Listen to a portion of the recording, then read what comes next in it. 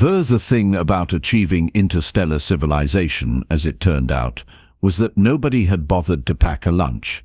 Oh sure, 17,000 species had cracked faster than light travel.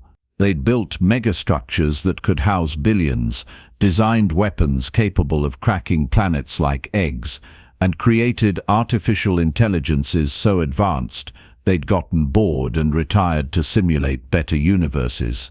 But ask any of them to figure out how to feed a colonization team on a frontier world without shipping in supplies every 3 cycles, and you'd get the biological equivalent of a blank stare followed by committee formation.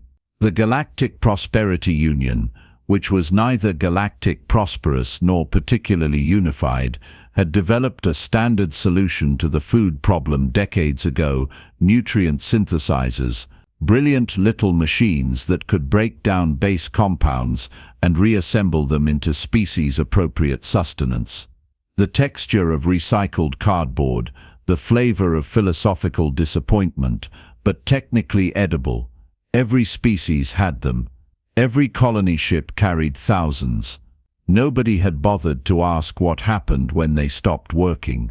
Verdant 7 spun lazily in its star's habitable zone, a forest world so aggressively alive that the survey teams had needed machetes just to read their instruments. Perfect for colonization, the report said. Rich in minerals, abundant in water, atmosphere breathable for 63% of known species. The Union had assigned a joint species mission, 200 colonists representing 12 different civilizations, sent to establish the first permanent settlement in the Outer Reach territories. They'd been on the ground for 2 weeks when the synthesizers started failing. The Quellic blamed the Thornbacks. The Thornbacks blamed the atmospheric humidity. The Vexari blamed cosmic rays, solar flares, and insufficient protective prayers to their 17 void gods.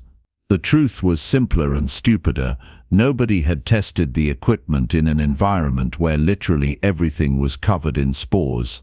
Fungal contamination had crept into the machinery's delicate innards, and now the colony's entire food supply was producing substances that ranged from inedible to actively hostile. By day 16, everyone was hungry. By day 19, they were starving. By day 23, the Quellic had formed a task force for nutritional crisis management, which had accomplished nothing except producing a 40-page report recommending the formation of additional task forces. This was the situation when the human transport touched down. Kowalski emerged from the landing craft, carrying 2 duffel bags and wearing the expression of someone who'd seen this exact disaster before. Not this specific disaster, mind you, but the general category of highly educated beings doing incredibly stupid things with complete confidence. The human was average height for the species, with dark hair pulled back in a practical knot, and the kind of weathered hands that suggested a working familiarity with actual work. The welcoming committee consisted of 3 Thornbacks who'd drawn the short straw for greeting duties, their chitinous plates rattling with hunger irritation. "You are late," the lead Thornback clicked. "Supply manifest indicated your arrival 6 cycles previous." "Navigation error," Kowalski said, which was a polite way of saying the pilot had gotten drunk on fermented gel packs and missed the exit beacon. "What's the situation?" "Catastrophic. Synthesizers non-functional. Repair crews unable to identify solution. Colony leadership convening emergency session to discuss supply requisition protocols. So everyone's starving while you wait for paperwork." The Thornback's antenna twitched with what might have been offense. "Proper procedure must be followed. We are civilized species." Kowalski looked past the landing zone to where the forest pressed in on all sides, a riot of purple-green vegetation that rustled with small creatures and dripped with things that were probably edible if you weren't a coward. The human's expression did something complicated. "Right. Civilized. Where's my bunk?" The colony's central compound consisted of prefabricated structures arranged in the Union's standard hexagonal pattern, which was designed for optimal defensive positioning and absolutely nothing else. Kowalski dumped the duffel bags in the assigned quarters, a grey box containing a sleeping platform, a waste recycler, and the lingering smell of previous occupants' despair, and went to investigate. The situation was worse than the Thornback had admitted, which tracked with Kowalski's general experience of authority figures. Colonists from a dozen species sat in their quarters with the hollow-eyed look of beings who'd believed technology would save them and were now confronting the reality that machines broke and committees were useless. The Quelek were trying to photosynthesize, which worked poorly indoors. The Vexari were attempting to enter meditative stasis to reduce caloric needs. 3 different species were fighting over the last working synthesizer, which was producing something that looked like grey paste and smelled like regret. Kowalski walked to the perimeter of the compound, noting with professional interest that the forest was, in fact, absolutely stuffed with things that wouldn't kill you if you ate them. Small 6-legged creatures that might generously be called rabbits if you squinted. Root vegetables that probably tasted like dirt but were technically nutritious. Leafy plants that screamed, "I'm edible," in every biological language. Fruit hanging from branches like the universe's most obvious hint. The human returned to the compound and found the colony administrator, a Vexari named Thex Coral, whose ceremonial robes hung loose from 3 weeks of hunger. "I need permission to gather food from the forest." Thex Coral's head tendrils curled in confusion. "The indigenous biological matter that is not processed, not certified for consumption. It's called food. Your ancestors ate it. My ancestors lived in caves and worshipped thunderstorms. We have evolved beyond such primitiveness." The administrator's stomach gurgled audibly, undermining the dignity of the statement. "Your evolution is going great. Everyone looks super healthy and well fed. We have requisitioned emergency supplies. They will arrive in 14 cycles. You'll be dead in 9. The situation is under control." Kowalski looked at the administrator for a long moment, then nodded slowly. "Sure, under control. I'll be outside if anyone needs me." The human went back to the quarters, dug through the duffel bags, and emerged carrying items that made the few observing aliens deeply uncomfortable. A knife, a metal pot, something that looked distressingly like an axe. Kowalski walked past the compound's edge into the forest without asking permission, which technically violated about 16 different regulations, and definitely violated the Vexari's sense of proper procedure. Nobody stopped the human, mostly because they were too hungry to care. An hour later, smoke began rising from the forest's edge. The Quelek saw it first, their crystalline sensory organs detecting the thermal signature.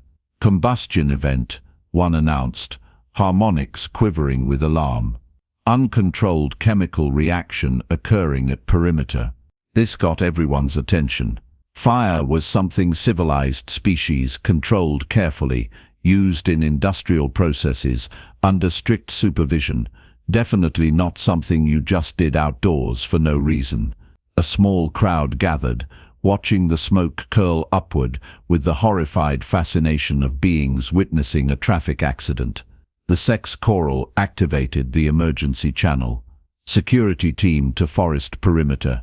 Possible crisis situation." The security team, which consisted of 2 Thornbacks with ceremonial shock staves they'd never actually used, approached the smoke source with extreme caution. They found Kowalski sitting beside a ring of stones containing a controlled fire, feeding split wood into flames that crackled cheerfully in the afternoon air. "You are creating combustion," the lead Thornback observed with the kind of stating the obvious that security personnel excelled at across all species. "Sure am." This is not permitted. Fire represents significant safety hazard. So does starving to death, but you're all managing that just fine. The Thornback's mandibles worked silently, trying to formulate a response that fit protocol. Before it could, Kowalski pulled the metal pot toward the fire. It was already half full of water from a nearby stream, and the human began adding things to it with the casual confidence of someone who'd done this a few thousand times before. Roots, cleaned and chopped. Leafy greens that the human had tested by rubbing on skin first. Primitive toxicity check, but effective.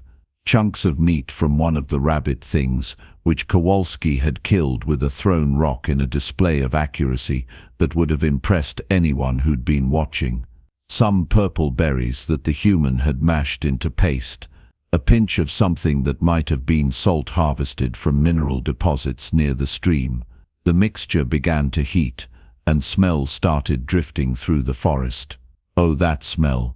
The Thornback's antennae shot straight up. Its partner took an involuntary step forward. From the compound, heads turned, noses and their equivalents lifted. Nobody in the colony had smelled actual cooking in their entire lives. Synthesizers didn't produce aroma. They produced nutrition paste that you consumed because you had to, not because you wanted to. The scent of meat browning, of vegetables softening, of herbs releasing oils into steam was literally alien to species that had spent 10,000 years letting machines handle food. It smelled like something their DNA remembered even if their conscious minds didn't. More colonists began drifting toward the smoke. Slowly at first, cautiously, as if approaching something dangerous, which, from their perspective, they were open flame. Unprocessed biological matter, a human doing something without filling out the proper forms. It violated everything they understood about civilized behavior. But that smell, Kowalski stirred the pot with a carved wooden spoon, completely ignoring the growing audience. The stew, because that's what it was, however primitive the methodology, bubbled gently. The human tasted it, added more salt, tasted again, nodded with satisfaction. "Anyone hungry?" Kowalski asked the assembled crowd. Silence. 40 beings from 8 different species, staring at a pot of stew like it might explode. "It's food," the human said patiently. "You eat it. That's what your digestive systems are for. That is unprocessed organic material," a Vexari observer pointed out. "It could contain toxins, parasites, incompatible proteins, could contain lunch too, which is more than your synthesizers are managing." A Quellic stepped forward, its crystalline body refracting firelight into rainbow patterns. "Explain process. How is this safe for consumption? Heat kills most things that would hurt you. Cooking breaks down cell walls, makes nutrients easier to absorb. It's not complicated. Your species did this for millennia before somebody invented the first synthesizer, and you all forgot how. We evolved beyond such primitive requirements. You evolved into starving in the middle of a buffet." Kowalski gestured at the forest around them. "This planet is trying to feed you. You're just too sophisticated to notice." The human ladled some stew into a bowl, carved wood, made during the hour of cooking, and held it out. "Who's brave?" The Quellic researcher extended a manipulation tendril, took the bowl, and performed what looked like a very thorough visual analysis. Its sensory organs scanned the contents. Finally, with the air of a scientist testing a hypothesis that would probably kill them, it consumed a small portion. The reaction was immediate. The Quellic's entire structure flashed through 6 colors in rapid succession, a display that other Quellic recognized as profound surprise. The thermal processing has altered the molecular structure. The proteins are denatured, but remain nutritious. The flavor compounds are. The researcher paused, struggling with vocabulary that didn't exist in its language. The sensory experience is unexpected, pleasant. The consumption triggers positive neurological responses beyond mere nutrition satisfaction. Yeah, Kowalski said. Food does that. The bowl made rounds. Each species tried it cautiously. Then, with increasing enthusiasm, the thornbacks discovered that their mandibles, designed for grinding processed pellets, actually worked wonderfully on tender vegetables. The Vexari found that their omnivorous digestive systems, which had been struggling with synthesizer paste, handled real food beautifully. Even the obligate carnivores in the group found the meat chunks satisfying in ways that protein bars had never managed. By the time the ex-coral arrived to officially shut down the unauthorized cooking operation, 17 colonists were sitting around the fire with bowls of stew, making sounds of contentment that transcended language barriers. The administrator opened its speaking orifice to deliver a prepared statement about safety violations. Then the wind shifted, carrying the scent of the stew directly into Thek's coral's sensory organs. The prepared statement died unspoken. "Is there more?" the administrator asked quietly. Kowalski grinned. "Pot's still half full. Grab a bowl." The official reprimand never came. Hard to discipline someone for solving the problem you'd been forming committees about. By evening, the fire had become the colony's new center. Beings who'd been avoiding each other, species politics were complicated, found themselves sitting shoulder to shoulder, or whatever their anatomy offered, sharing a meal. The humans showed a few volunteers how to identify edible plants, how to set simple traps for small game, how to prepare roots so they weren't quite so much like eating dirt. The basics of not starving when your technology failed, which apparently nobody had thought to include in colonist training. On Earth, Kowalski explained to an attentive audience, "We've got a saying. Give someone a fish, feed them for a day. Teach them to fish, feed them for life. You all need to learn to fish. We require instruction in aquatic animal capture." A thornback looked confused. "It's a metaphor. Means you need to know how to take care of yourselves." Over the following days, the fire pit became a permanent fixture. Kowalski taught anyone interested the arts their species had forgotten. How to butcher game without wasting meat. How to smoke fish for preservation. How to make basic bread from grain analogues that grew wild in the forest clearings. The human even showed them how to create simple fermentation for storage, though after the resulting batch of something like beer got the Vexari delegation drunk enough to sing ceremonial songs at 3 in the morning, there was a group decision to save that skill for later. The interesting thing, the thing that the Quellic researchers documented extensively, was that cooking became social in ways synthesizer consumption never had. You couldn't share a protein bar meaningfully, but you could cook together. Argue about seasoning, compete over who made the best version of forest stew, judge each other's attempts at bread making with the kind of friendly mockery that built community. Species that had been professional colleagues became something closer to friends over discussions about whether the purple berries were better fresh or cooked. The thornbacks discovered they had a talent for smoking meat. The Vexari, with their fine motor control, excelled at preparing vegetables. The Quellic couldn't technically eat most of the food, but participated anyway, fascinated by the chemical processes and happy to be included. The forest kitchen, as everyone started calling it, became where you went to eat.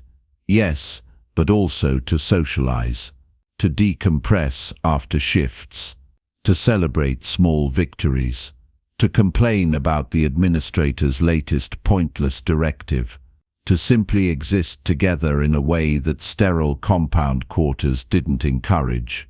When the emergency supply ship finally arrived, 6 weeks late because Union logistics were a disaster, they found a colony that didn't particularly need saving.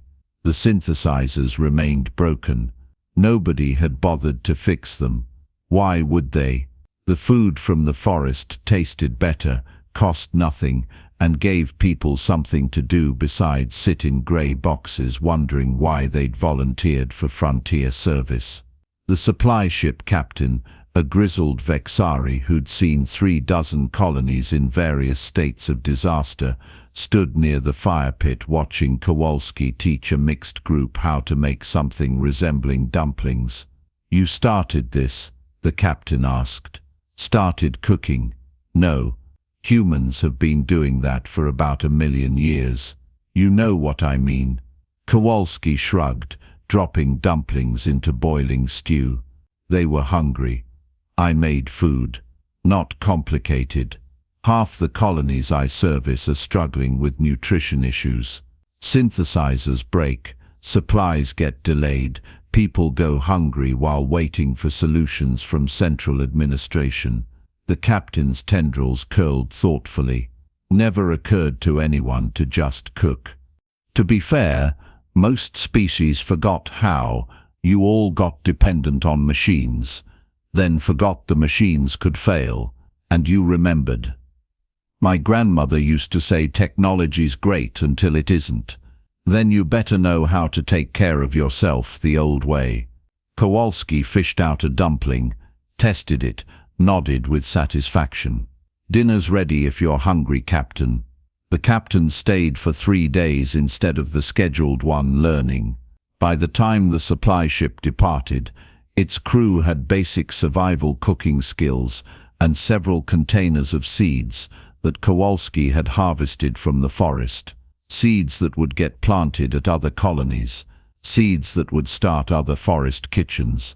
Word spread through the Union's network in the way important news always did, slowly through official channels, instantly through gossip. The colony where they'd solved the food crisis by doing what primitives did, where they sat around open fires like cave dwellers and somehow built a stronger community than fully equipped settlements with working synthesizers. Other colonies started asking questions, requesting human advisors, wanting to learn these ancient skills that their own ancestors had once known but had been optimized away in the name of progress. Kowalski received official recognition from the Union, which was presented with great ceremony and immediately forgotten. The human didn't care about awards, but watching colonists from a dozen species working together to prepare a feast, laughing over culinary failures, competing to create the best version of forest stew, that mattered.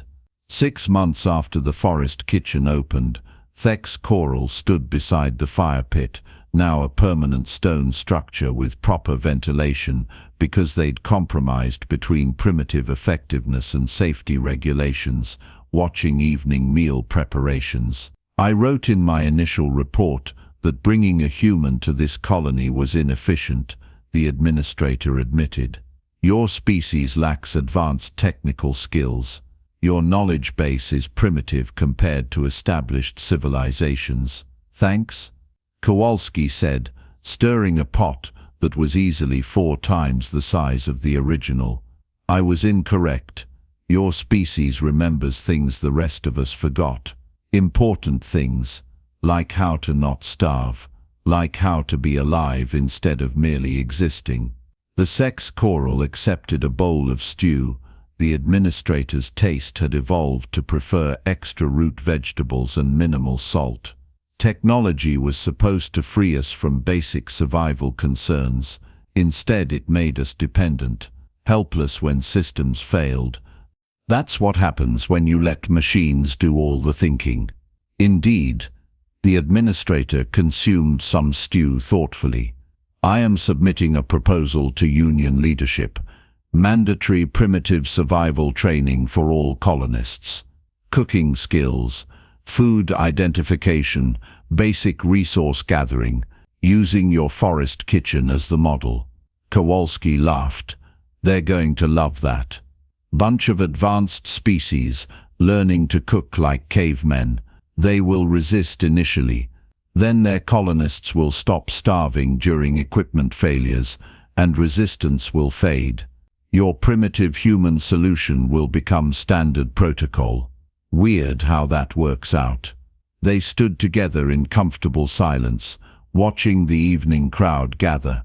Thornbacks teaching Vexari how to properly smoke fish. Quellic researchers documenting flavor compounds with the enthusiasm of scientists who'd discovered an entirely new field of study. A group of younger colonists competing to see who could make the best bread, judged by popular vote and accompanied by tremendous amounts of friendly trash talk. The forest kitchen had become the colony's heart, not the administrative center, not the equipment depot, not the communications hub. This place, where beings gathered to share food and stories, and the simple act of keeping each other fed. You know what the funny thing is, Kowalski said eventually. Humans aren't special. Every species here had ancestors who cooked, who gathered, who figured out how to eat without machines. We just never forgot, never decided we were too advanced for basics. Perhaps that is what makes your species valuable. Not superior technology or advanced science, simply remembering that progress should not mean helplessness. I'll drink to that. Kowalski raised a cup of the fermented beverage they'd cautiously reintroduced, now that people understood moderation, to remembering the important stuff. The ex-choral clinked cups, a gesture the administrator had learned from humans and rather liked. To not starving in forests full of food. That too. The fire crackled. The stew bubbled. The forest pressed close on all sides, as alive and abundant as it had been since before any of them had evolved. And in a small clearing on a frontier world, members of a dozen species who'd forgotten how to feed themselves without machines were slowly, meal by meal, remembering what their ancestors knew. That food was more than nutrition. That cooking was connection. That sometimes the most advanced solution was the oldest one. And that, given the choice between starving with dignity while waiting for the synthesizer repair team and eating stew made over an open fire by a species everyone considered primitive, you grabbed a bowl and said thank you. The Union would eventually mandate survival training at all colonies. They'd create official programs and certification standards, and probably form at least 17 committees to oversee implementation. They'd take what Kowalski started and bureaucratize it until it barely resembled the original simplicity. But they'd never quite capture what happened in that first forest kitchen. The moment when starving beings sat around a fire and remembered, or learned for the first time, that taking care of each other's most basic needs was more important than any technology. Humanity's gift to the wider galaxy wasn't advanced weapons or faster ships or revolutionary science. It was the reminder that you could build all the marvels in the universe, but if you couldn't feed yourself when the machines broke down, you'd missed something fundamental. The oldest skills, the simplest solutions, the primitive knowledge that kept you alive when everything else failed. And maybe, just maybe, the wisdom to know that progress wasn't about leaving everything behind. Sometimes it meant carrying the important things forward, even when they looked like nothing more than a fire, a pot, and the patience to let good food cook slowly while friends gathered close. The galaxy had achieved wonders beyond imagination. They'd conquered physics, bent space, touched the stars themselves. But they'd forgotten how to make stew. Thank goodness somebody remembered.